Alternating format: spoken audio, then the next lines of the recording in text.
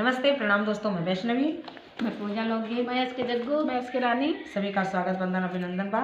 पूजा लोकगीत चैनल पर ढेर सारा प्यार आशीर्वाद दी हैं और बहुत प्यारा सा एक ठीक गारी गीत सुनाओ चलते। कैसा लगा कमेंट में जरूर। ले लो ले लो ले लो ले लो ले लो चने की दो फलियां, ले लो ले लो ले लो ले लो चने की दो फलियां, ले लो ले लो।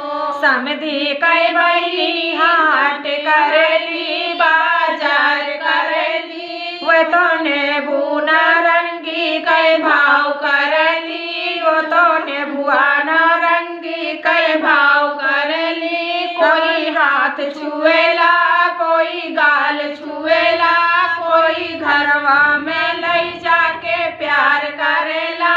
ले लो ले लो ले लो ले लो मटर की दो फलियां, ले लो ले लो ले लो ले लो चने की दो फलियां, ले लो ले लो।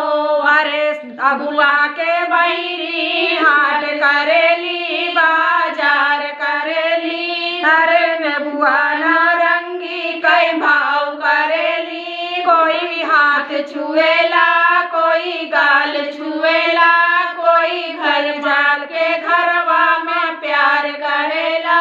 ले लो ले लो ले लो ले लो मटर की दो फलियां, ले लो ले लो ले लो ले लो चने की दो फलियां, ले लो ले लो। दूल्हा के बहिनी हाट करेली, बाजार करेली, नौ रंगिया ने बुआ कई भाव करेली।